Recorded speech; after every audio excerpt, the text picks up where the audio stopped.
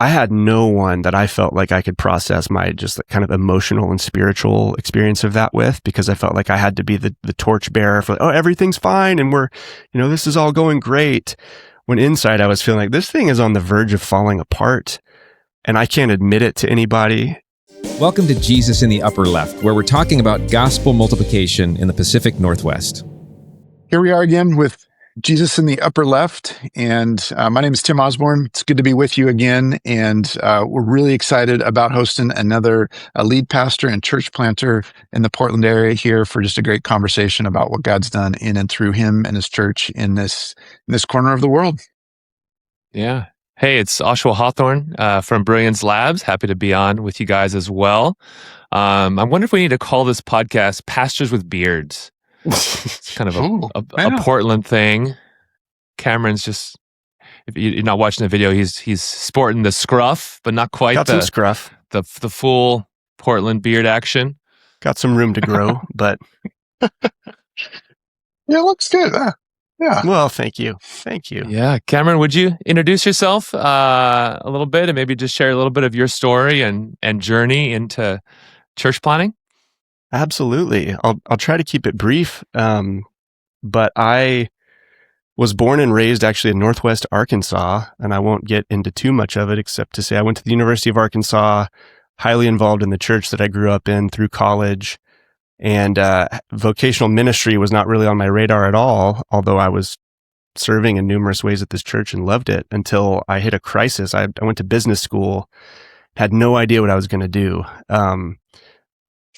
And my church called, and they had this great pastoral residency. They said, why don't you come spend a year serving with our youth ministry, and you'll work another part-time job, and we'll provide you free housing. And that, for some reason, that was the first time it clicked, like, oh man, vocational ministry could be what I'm wired for. Let's see. So it was a great opportunity to just dip my toe in, and ended up having a great experience. And it felt like the Lord was just opening doors and confirming, like, yeah, I think this is what you're supposed to do. So I ended up getting hired at that church and was on staff there for a few years. And then a couple of years in, I started panicking, realizing like the 2 or 3 C.S. Lewis books I had read was probably not enough theological education to be a pastor, at least for me personally. And so I started looking at seminary programs and actually enrolled in Western Seminary online from Arkansas. Through that process, my wife and I had just been married a couple years, and we kind of had the itch for an adventure. Like, what if we just moved somewhere that was interesting? And we both grew up in neighboring towns there in Arkansas. And what's the rest of the country like, or at least another part? And so the Western Seminary factor, and then the more we learned about Portland, it just seemed like an interesting place, a place we would really enjoy, but also a place that seemed strategic for the gospel. And so we started making plans to move. And all we knew is that I'd be a student there, and we'd try to find jobs and find a church and figure it out. So we moved to Portland June 2013. And I found a job as a barista and was a full-time student at Western. My wife's a marriage and family therapist, and she did a couple of things before she ended up starting a private practice. That took a couple of years, actually. But and we were also really excited about, for the first time, choosing a church home together, because as I said, we both grew up in this same church, and then I was on staff there eventually. And so we said, why don't we take 3, 4, 5 months and just visit churches and really take seriously this opportunity we have to plug in with a new community for the first time. And that was incredibly encouraging, I will say. 2013, we probably visited 12 churches, and had just an amazing time seeing the diversity and the beauty of all this incredible gospel ministry, different feeling churches and looking churches, but just an awesome shared heart. But through that process, we ended up committing ourselves to Door of Hope, which was just the one Door of Hope back at the time. I think it was a 4 or 5-year-old church at that time. And so just plugged in, started serving on the worship team, and started leading small groups and serving where we could. And then kind of hit a similar crisis. I was about to graduate seminary after 2 years in Portland, and didn't know what was next. I'd actually applied for a job at Door of Hope a year before and didn't get it. And so I was like, oh man, that was probably my shot to be on staff at this church that I love. So we actually were really thinking and praying about that, and came to the conclusion, we just love this community so much. I think we just want to stay. And rather than put my resume out to a bunch of churches or something, I'm sure they'll be happy to have, a seminarian, small group leader or whatever. So that was the plan. And then I think a month before graduation, Josh White called me, the lead pastor at Door of Hope, and he was like, "Hey, actually, we have a role that we think you would be perfect at." It was their first full-time pastor of community groups, which was what I did as a youth pastor, really emphasized community ministry and so forth. And it was such a gift. And so right around the time I graduated, I ended up coming on staff at Door of Hope. And one of the things that compelled us about that church is they've just always had a vision for multiplying around the city, and they've tried different things and stopped different things, and it's been kind of start and stop. And but we just love the idea of growing through multiplication and seeing these more neighborhood-oriented communities birthed around the city. And so that really planted a seed. And then I think 2 or 3 years into being on staff, it felt like a holy provocation, like, holy smokes, church, maybe we could be the ones to pioneer something with Door of Hope if they want us to. And my wife was feeling the same thing. And we were talking to a number of people, close friends and confidants at the church, people in our community, and they were very affirming. And so anyway, took it to the elders and said, "I don't know if this is a bad burrito or the Holy Spirit. I'm not super discerning, admittedly, but maybe you guys can help me discern this." And it started a several years process of figuring out, is this the right fit? Is what Door of Hope wants to do what we feel compelled to do? And all those things ended up lining up. So I think it was probably a 3-year process before we launched Door of Hope Northeast, which is we start. This is not unique to us, but we use the language of a family of churches, and that family designates connection and shared identity and shared doctrine and some shared resources. But the language of churches was intentional to say this is an ministerially independent church with its own local leadership and elders and budget and all those sorts of things. And that's mutated over the 6 years a little bit, but the heart of that has remained. It's we have a family connection, but we're a fairly autonomous church. Nearly just now 6 years old, 6 years and 2 day old church plant. And 2 days. So, that's awesome. 6 years and 2 days. Yeah. So I want to ask a question around the timing, but just quickly, would you mind sharing the name of the church that you were a part of in Arkansas? Yes, it was called Fellowship Bible Church of Northwest Arkansas. Very, very big church. They have a multi-congregational model, but super, super healthy, doing lots of amazing things. Okay. That's we've had they had a church planting school training center or something, and they've had planters that have come out to Portland from Arkansas before, and so that's I was kind of, as you were describing it, that's what I was wondering if it was that one. So that's great. I bet so it is. Okay, so you're 6 years old. Door of Hope Northeast is 6 years old in 2 days. So I think I was joking about this earlier with you that that makes you a veteran church planter. I feel like it makes me a kindergartner making it church past planter. the 5-year mark. Well, I know that's what you feel like. I'm sure that's yes, that's what it feels like. But as you know, you've been around Portland long enough now, 10, 13 years, and have been leading for long enough to know that is a pretty significant blessing that you've been able to plant a church and get it to survive and thrive for over 5 years is fantastic. So, man, we're encouraged by you and celebrate you. And but the timing of this is significant. 6 years and 2 days is about 11 days shy of COVID restrictions arriving in Portland. So right. if it doesn't trigger you too much, would you mind just kind of sharing what that trigger is? Hey, come to our church launch service on Zoom. That's right. Yeah, Did that happen? It was almost that. It was almost that. Person? So we had our first worship gathering March 1st, 2020, and then we had a second March 8th. And then that week, I think it was a Thursday, was when the shutdown order came from the governor, and the world kind of paused. So we did not have a third worship gathering. So yeah, I remember in the lead up, you're so excited. We went through a church planning assessment process, and we're building this core team. And Door of Hope was so generous, and Josh personally was so generous, like encouraging people, hey, if you are sick of me, or if you live in Northeast Portland, or if you're just wanting something new, please consider going with them. So we had this amazing core of about 100 adults that were coming with us to help pioneer this, and they were all carrying I was the only staff, full-time staff, but there were so many people carrying significant leadership loads, which was beautiful. So all of us were ready. We're excited. That's been a long process. And then we have the first couple gatherings, and it's just beautiful and sweet. And then the world paused, and it was incredibly stressful. I know it was stressful for everybody, but I think Christian leaders and pastors, there were so many questions, like, what does faithfulness look like in this situation, given the information that we have, and the stress of not really, frankly, being confident about what should we do, what shouldn't we do, was pretty debilitating. I'm already kind of I feel like a novice still. I've certainly felt like a novice at that point, and just about leading a church in general. So to have this like global crisis and all the decision making around that. 2 weeks in, that's yeah, of course. And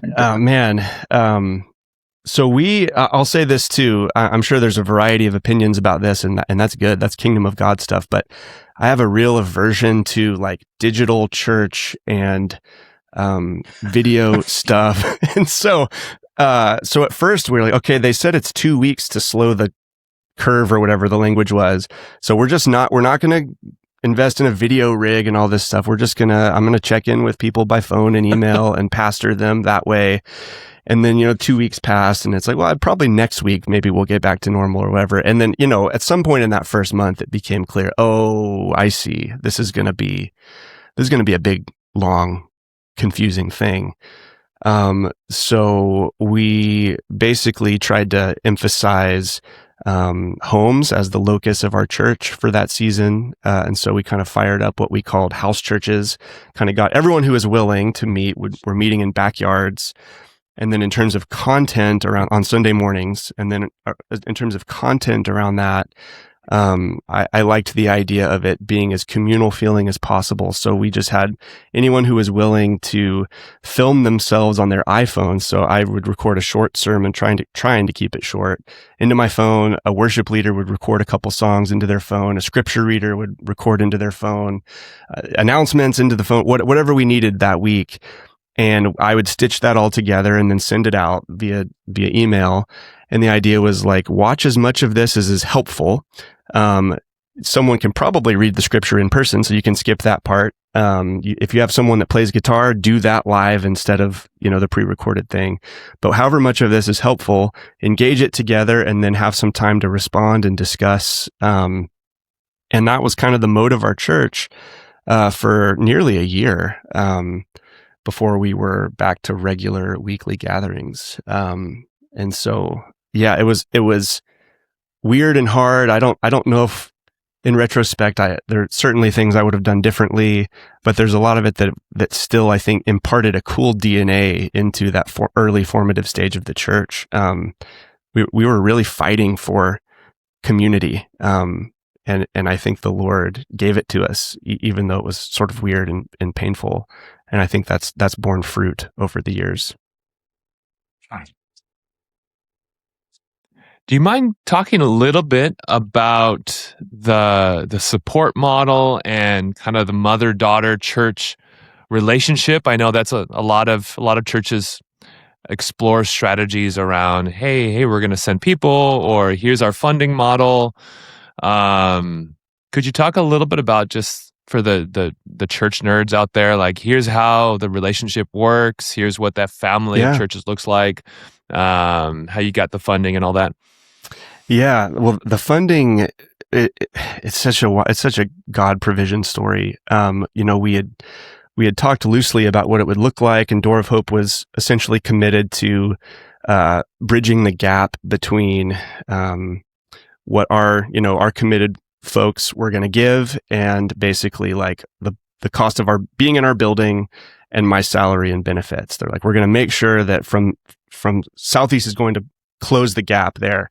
But the amazing thing was, I think in January, as we were getting final commitments, and then we were like, hey, we're asking you to move your giving over to this new, the new giving platform for the new church. We realized in February, a month before we launched, that the internal giving from that group covered all of it. It just covered all of those basic expenses. And then Door of Hope gave us a generous gift of $30,000. Say, okay, now use this for like ministry stuff. Like however, your elders want to budget this. Here's just money to do, take people out to coffee or, whatever. Pay a kids ministry person, which is what we did part-time. So it was something that was like on the cusp of us really needing to get a lot of strategy around how is this going to work, and the Lord just kind of provided it through the people that came, which I know is rare. And oh man, I'm so grateful for it though. Yeah. So in a sense, we were financially independent from day one, and just able to make decisions based on giving internal to our church, which was amazing. But the idea was that we share doctrine and kind of broad ministry philosophy and kind of a way of doing things. And the heart of it really is relationship, like maintaining relationship. And it was a real comfort to know that like there's this team of elders and staff and people with experience and people who have planted churches that I could like run things by, and that they were checking in on me. And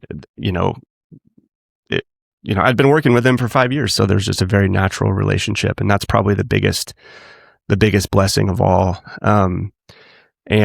But also at the same time, it became immediately clear in the COVID era. I wonder how things would look if that hadn't happened. But like the challenges that they were facing were quite different. I think when they planted us, they had their biggest, our first Sunday was also Door of Hope Southeast's biggest Sunday of attendance ever, even with our 100 adults missing, which is just this really amazing, beautiful thing. But they were a big church. They were 1,000+ people. And so for them, like seeing how they had to navigate that, it immediately became like, oh, they're just in a different world of like what we're having, the challenges we're having to navigate and the scale of it. And so it kind of immediately became like how they're choosing to solve some of these problems doesn't necessarily apply to how we're going to have to. And there was some difficulty there too. But yeah, I don't know if I answered. I guess that was a part of the question, maybe. Yeah. Well, it sounds like there wasn't, like you didn't go through let's just call it like a kind of more of a traditional personal fundraising journey. Right. It was more of like you knew your core team was in traditional church planting terms pretty large if you have had identified 100 adults. So which is great. That's a lot of it actually sounds very unique in that, one, in that it worked, but two, in that the funding was mostly answered without a lot of outside development. Yeah. That's awesome. Yeah, I just counted a massive blessing for sure. That's great. Would you say there's a Door of Hope model of ministry where like there's other multi-church family or even like multi-campus types of models where, hey, this is the model, here's what we're doing, run the play. And then you have campus pastors and they go run the play, or even like church planters, but the mothership still kind of sets the model. How do you guys envision that? That might work in a lot of places. But Portland has kind of the weirdness, right? Where people like the local, they don't like the franchise. So how do you guys navigate that? That's such a good question. I mean, I don't know how well either of you guys know Josh White, but he is so incredibly gifted, but he'll be the first to tell you, like, he is not like a highly strategic thinker. He's a very gut level person. And so we work together on writing out this document that kind of marks the boundaries around what is a Door of Hope church, but it's frankly pretty loose. And I think what Josh really with me in particular, what he trusted was that I loved Door of Hope. I had been there for several years as just a committed member, and then as a staff member. And I think I've heard him say multiple times, like, Cameron knows what Door of Hope is and what it feels like, and he appreciates what we're doing. And we're also very different from one another. And so I think he knew that, like, okay, Cameron's going to go and take what he loves about Door of Hope within these kind of loose boundaries, and it's probably going to feel and look a little bit different. But there's maybe an intangible flavor that gets picked up from 7 years, almost 8 years embedded in a church and imbibing that culture.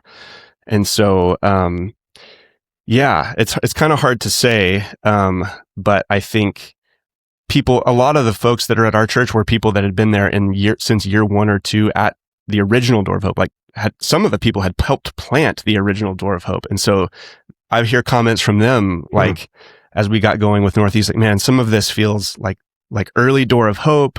Some of this is like, feels very different. But it's like siblings, it really does feel like siblings to me. And to a lot of people, there's a family resemblance and there's a unique personality as well. And I think to Door of Hope Southeast, the original Door of Hope's great credit, they've really never tried to micromanage, our ministry approach. And that trust has really been invaluable to me. It's been a gift. It's maybe that's a long way of saying no. There isn't really a playbook. I'm not sure.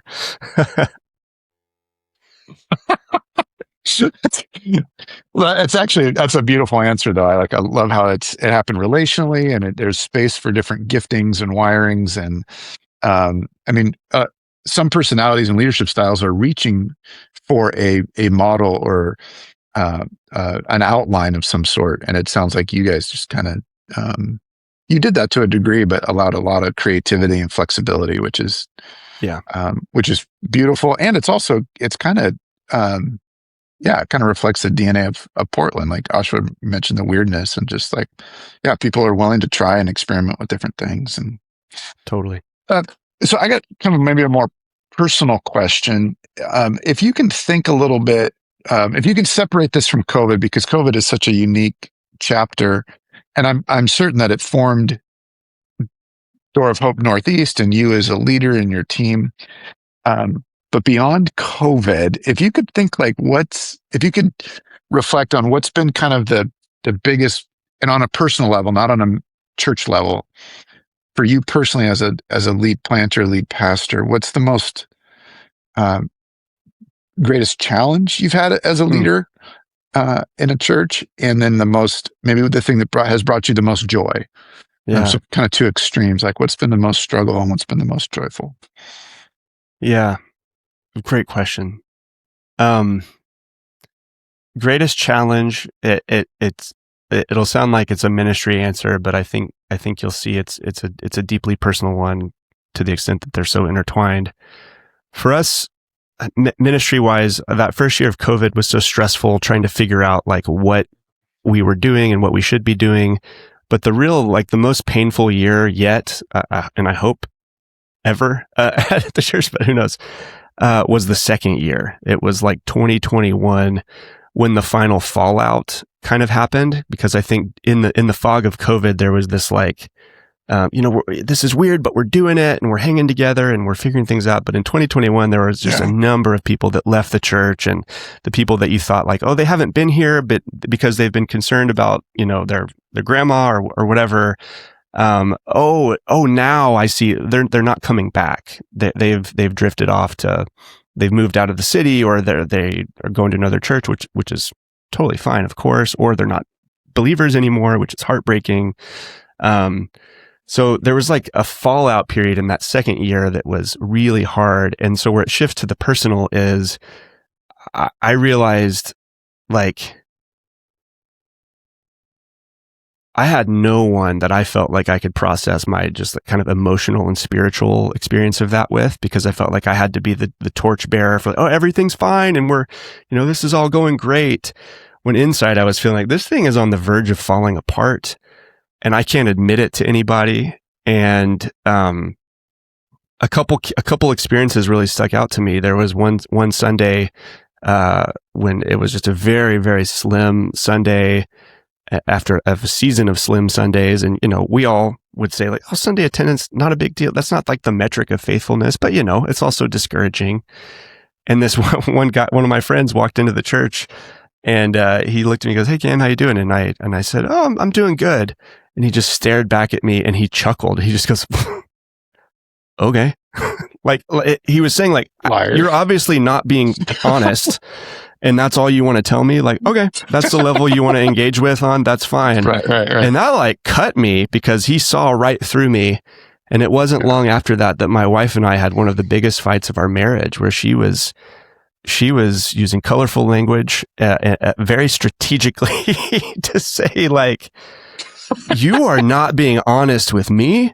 You're not being honest with the elders. You're not being honest with your friends. You're probably not being honest with God. And nobody knows you right now."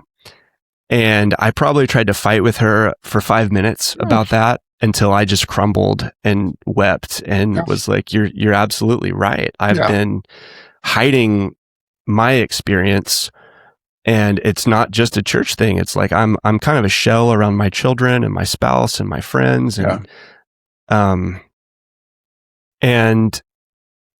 she's super wise, and she was like, "You need to email the elders right now and tell them this, and this." And I was like, "You're right." And so I did that. And what was amazing was, it's a sub-rational thing, I think, for most of us when we get in these spirals, because I think I would have known objectively that people would have wanted to care for me and be there for me, and that people would be like, "That's normal to feel that way," and validating and so forth. I don't know what I was afraid of, but what I found once I started opening up was that's exactly what people did. They met me in this most beautiful, compassionate, gracious way. And there was just an invaluable lesson about the value of vulnerability with people. However scary you think it is, the benefit always outweighs the cost on the other side. So I could spend a lot more time talking about that and be more vulnerable, but I don't know how much time we have. That is the hardest thing that I had gone through yet in this experience. Cameron, thanks a ton for sharing that. That's so relatable. First of all, like timing and specifics are different, but I can relate to that so well. And I think most pastors and planters can't. They have that story, or they have the continual denial story of you win the argument with your wife instead of lose it, and that's worse. Or they just bail, they crash and burn and bail. And praise God, your wife's a marriage and family counselor. I know, but she's like, I got a couple tools for this. We're gonna praise God for her, for reality. Me. May God help our two children, the children of a therapist and a pastor. They don't stand a chance. Man. Yeah, I know. Gosh. No. Oh man. Yeah. Well, I'd also like to say, like, if somebody didn't only listen to the first half of this podcast and they're like, "Oh, dude, guy shows up and the church asks him to come into staff, and the church asks him to be a planter, and the church gives him 100 people and he's funding is like happened on day one, and got a check for $30,000 and you didn't even mention the building. So if you don't know the story, like there's a building that Dope Hub had early on in its years before moving to Southeast, and got a building, and like he probably even had like an awesome worship leader. Like, I'm turning this thing off. I'm not listening to this guy. This is like, and so it's just super helpful to be vulnerable and to share the most challenging thing, which is the Lord knew you'd need everything you could get because you were planting in March 2020. Yeah. I'm kidding. Yeah. Seriously, man. Yeah. And honestly, we might think you're a little weird if you're like, "Oh, dude, I made it through COVID just fine and just cruised, and I haven't had anything really struggling." But that would be weird. That would certainly be weird. Yeah. No. Yeah. And thank you. Seriously, that's so helpful. Oh, you're so welcome. Thank you for asking. And yeah, it is interesting. I'm keenly aware of how unique my sort of planting story and context is. There's some days I'm like, I don't even really want to wear the badge of church planter because I feel like so much was gifted and handed through our sending church and just from God. And so I want to express like deep gratitude and for all of that, and also say that I think maybe there are some things about that model that could be reproducible and maybe helpful to other people who are other churches that want to multiply. And anyway, man, it's crazy.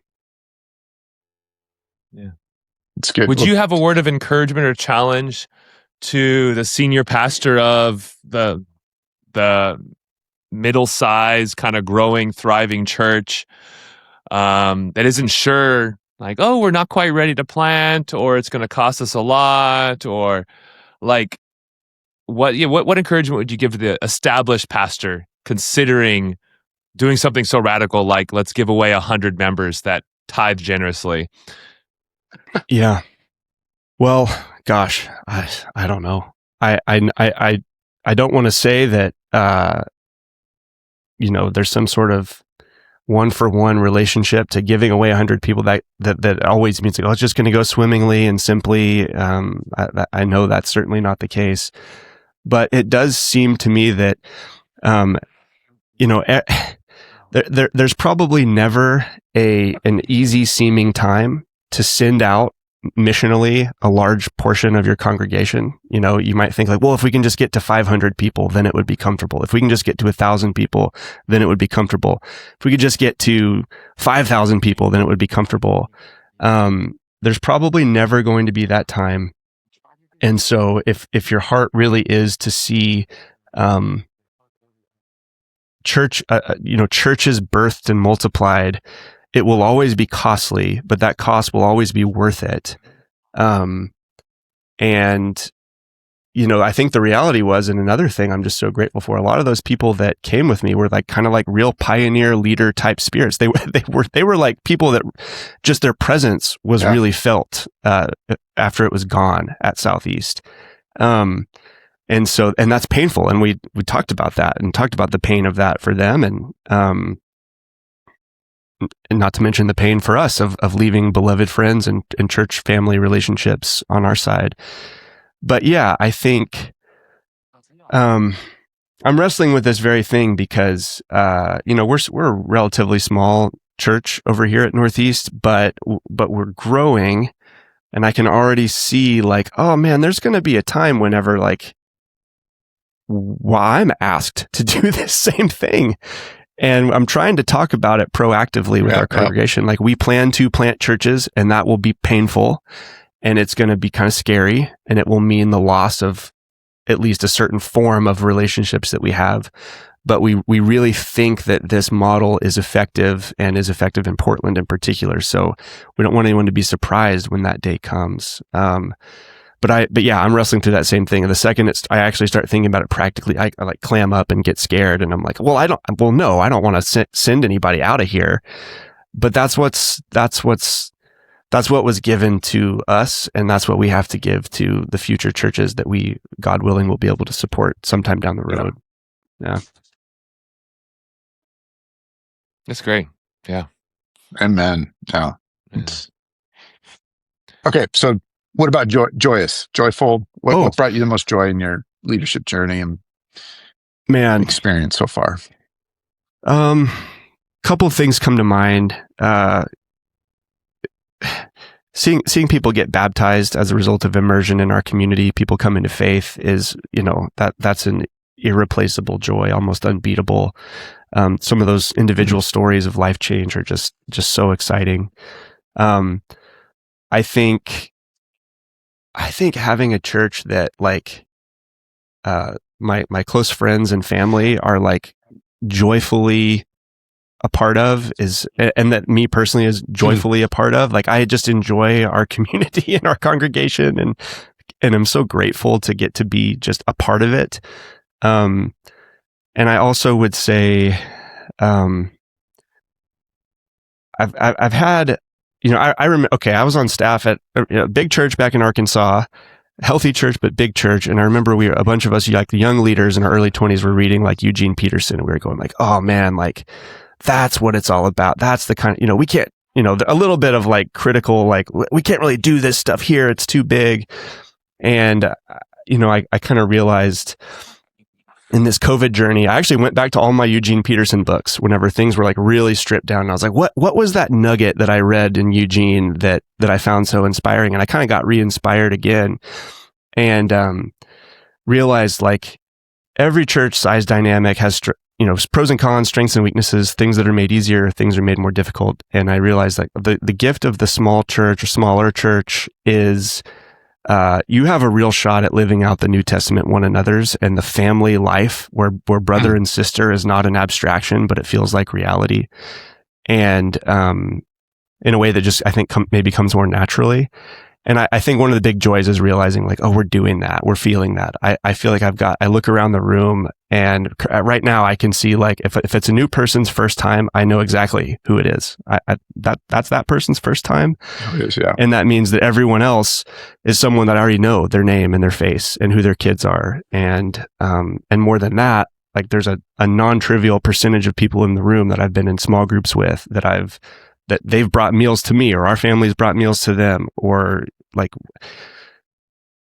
the joy of feeling that church is operating like a family is something that is kind of new and something I'm really relishing right now. That's the short way to say it. Should have just said that. Oh, love it. Praise God. Yeah. Pastors, we can be long-winded and it's okay. It's okay. I have kind of maybe just one last question. Is that we got time for that? Mm-hmm. Sure. So you're sitting down with a hopeful church planner. Maybe it's even coming from back east or down south, and they're considering Portland. What's your advice, counsel, reality check, both on the personal side, going back to what you talked about, like your struggle with feeling isolated, and then on the ministry side, what's the best kind of just tips that you'd have? Great question. I think for someone coming to the city, I know it can be done and done well a whole bunch of different ways, but I think our experience really cemented for us the value of like embedding in the city for a while before. And again, so many people just come and start a church pretty quickly, and that can be so wonderful. But man, did we benefit from moving to Portland and first just saying we're getting jobs and we're going to meet our neighbors and we're going to figure out like, is this a place that we actually can thrive as a family for the long haul? Because I have seen that story play out where people come and there's a lot of passion, and then a year in they're like, oh shoot, I didn't know I had seasonal affective disorder, or oh shoot, like I actually hate this city. Like and that's not necessarily right or wrong, but I do think like most effective ministry is going to come out of a genuine love for the people in place that you are. And I think when things get hard, the longevity is going to really be supported by that.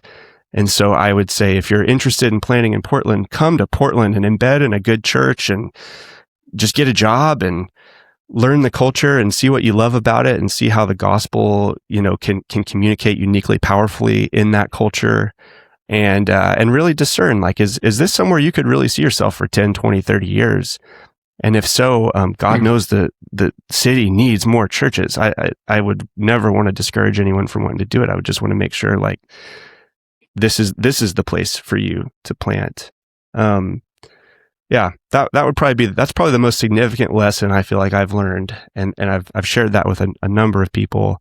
And then I think the other lesson would definitely be figuring out how to have a real commitment to vulnerability with someone, your spouse, of course, some key leaders within your church, of course, and some friends that are maybe not in significant leadership that you can just say like, I can process anything with these people and I know they'll love me through it. And I'm not going to become turned in on myself and isolated. Because if you're anything like me, that will be a massive temptation, and it will lead to unhealth, as it did for me. Yeah. Thank you, brother. And thank you so much. I'm gonna. We don't normally do this, but I just like I there's just 4 as you're talking. I'm realizing there's 4 like just gold nuggets that are so important for folks either already here in ministry or considering coming to Portland or the Pacific Northwest to serve and to lead. And that last one you said was vulnerability. And you said earlier too is that you were surprised at folks' response to you. So that especially as a younger leader, I think I have to project the strength or confidence, or I know the right answer, or I know where we're headed, and the vulnerability of, hey, I'm really struggling, and I need to share that. I need to get that out. And then the response of it is so we doubt that. We really question that. And so thank you for sharing your story of vulnerability. Man, it's just wisdom to advise folks considering planning to come to Portland and to embed. We have so many stories where we don't get this. We don't get to sit and have a conversation with you after leading a church for 6 years because they didn't do that. They came and they maybe were funded and had a couple people.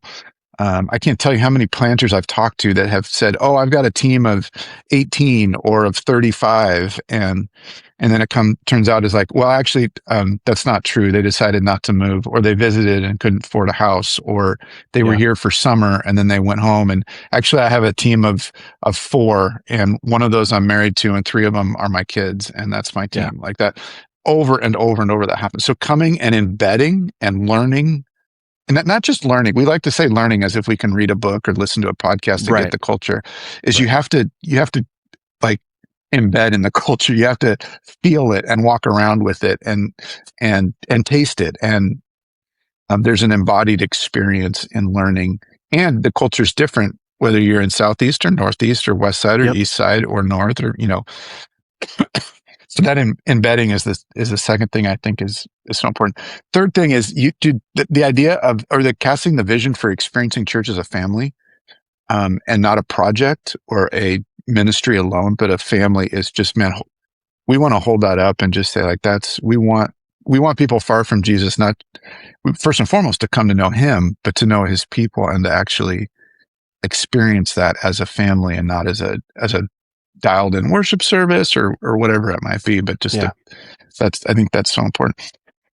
And then the last thing, I got 4 that have been rolling around as you've been talking, is that vision to be willing to sacrifice, or a church that is rolling, regardless of size, whether it's 1,000 people, 100 people, is 50, or if it's 500, size doesn't matter, but the vision for multiplication in whatever form that looks like, that it's costly.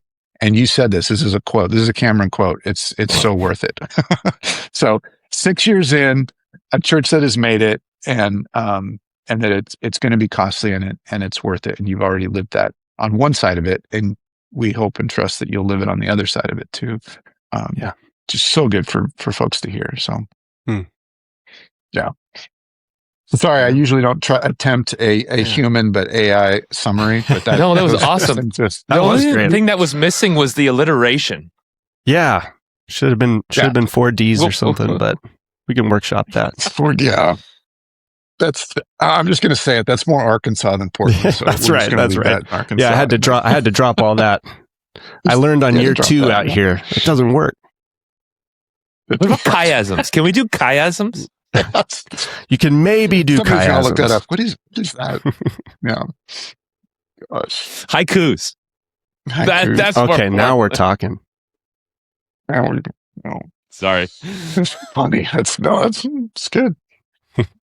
Cameron, we're just so honored to hear and your story and be able to share it a little bit. And thanks for answering God's call to come here and to walk this sacrificial and joyful journey of being able to pastor and shepherd and lead a new church here in Portland.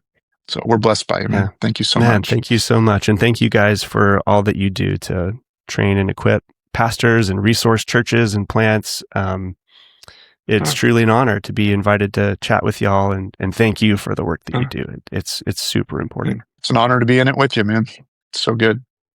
Thanks so much for joining us for this episode of Jesus in the Upper Left. We want to ask you a quick favor. Would you please subscribe so you don't miss a single episode, and share with those that are in your life that might benefit from the content. Hit the notifications button, rate and review, of course, and then head on over to upperleftshow.com where you can find bonus content, opportunities to connect with those around the city that are doing similar work as you, resources to help you, and just a way to connect to the community. We hope to see you again next time.